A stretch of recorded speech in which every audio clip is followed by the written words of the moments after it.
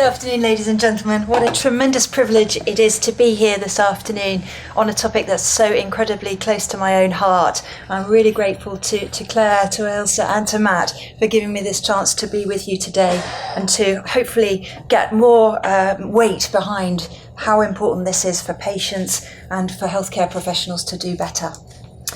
So very briefly, I wanted to tell you about a real lady that I'm looking after at this current time. I have disguised her details so that she wouldn't recognise herself, but just to give you a real story.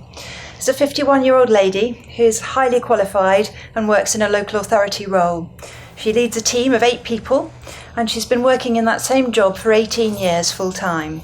She needs to commute to that job, and it takes around 30 to 40 minutes for her to drive there every day. She's married with 1 daughter. She actually started with her arthritis history right back in childhood. She developed JIA at the age of 14, but actually did brilliantly well on methotrexate therapy and was able to live a particularly normal life, get her A-levels and go on to university to do a degree and then train as a social worker. In fact, her arthritis remained stable enough that she could stop her methotrexate and conceive her daughter. And then when her daughter was around the age of 2, unfortunately, she had a bit of a flare-up of her disease, really for the first time in many years. But at that time, she was commenced on additional therapy, more expensive therapy alongside the methotrexate to bring her disease back under control, which worked superbly. And she'd remained completely stable until 12 months before I first met her.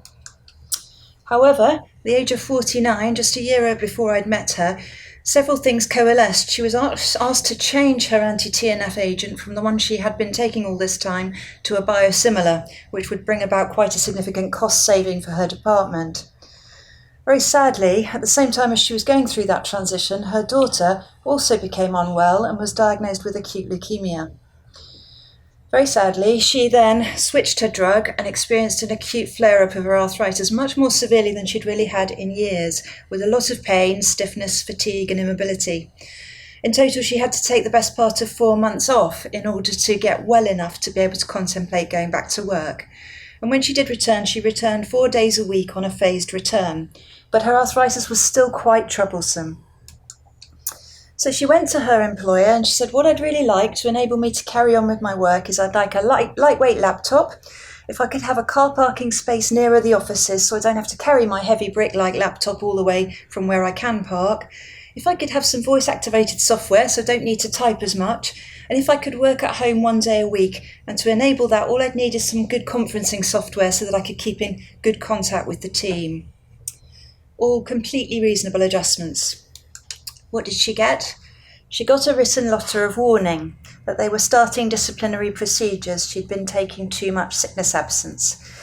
Her previously very supportive line manager started to seem rather hostile and distant, and she could realise that people had been talking about her relationships in the office for the first time in all these years were somewhat strained. Surprise, surprise, her arthritis was not getting better, it was getting worse. The little graph at the bottom is something called the Bradford scoring system. It's widely used in many sectors of this country, and it's a bizarre system which sort of credits you for your time off. And when you've had enough, an alert goes off and your employer goes into action. And on this occasion, because she'd had one very prolonged period of sickness absence, as soon as she had one more day, she got the trigger. So I was dealing here with a highly skilled lady with vast experience doing a job that's important to our society, but very important to her. She described it as part of her identity. Her arthritis had been really well controlled for years. There's every reason to believe we can control it again.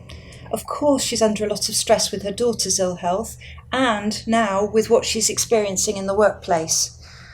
As a result, it's more difficult to get her disease controlled because she's under so much pressure. She was very angry, she was very emotional, and really she described herself as quite desperate, which is why she was seeing me.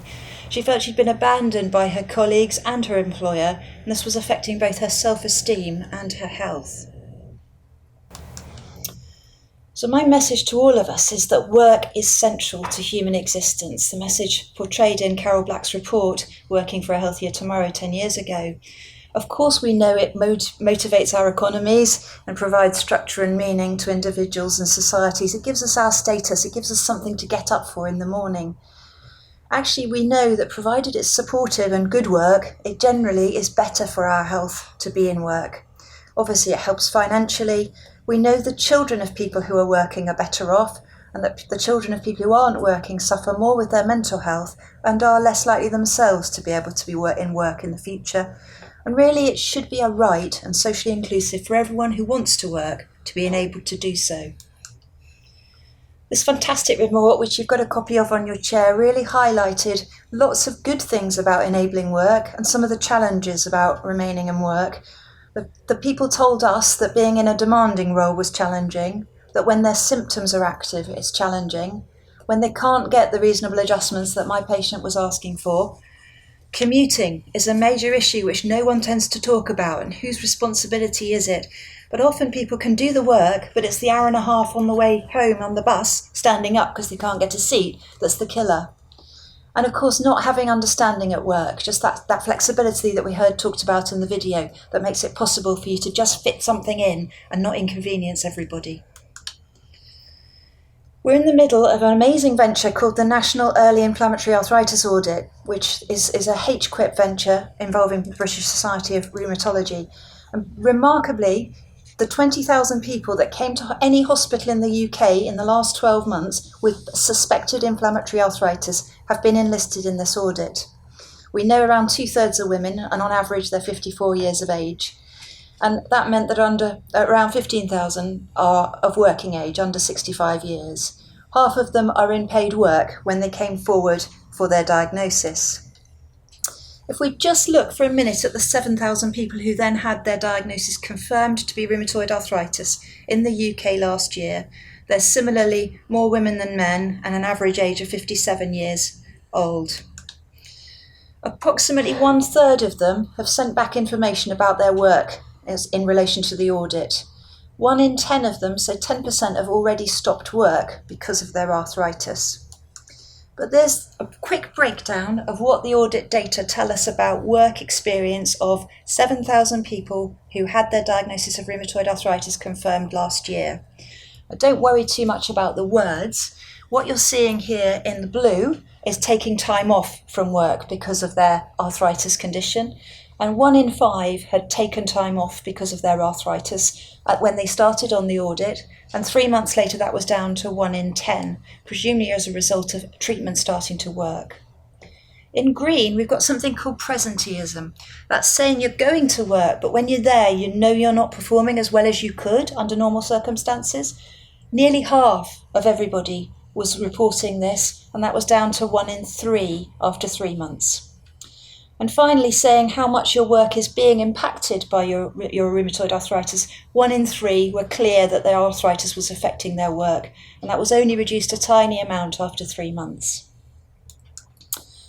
So what I urge all of us to be cognizant of is that good work can be very good for us all. It's something we should be aiming for.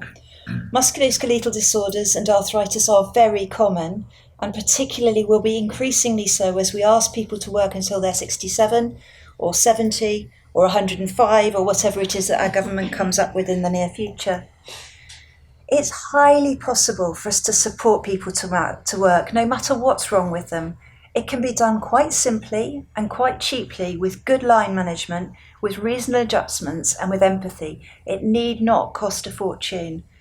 But if it does cost money, then the access to work is a really good way of enabling people to get the support they need in the workplace. Thank you all for listening. Thank you.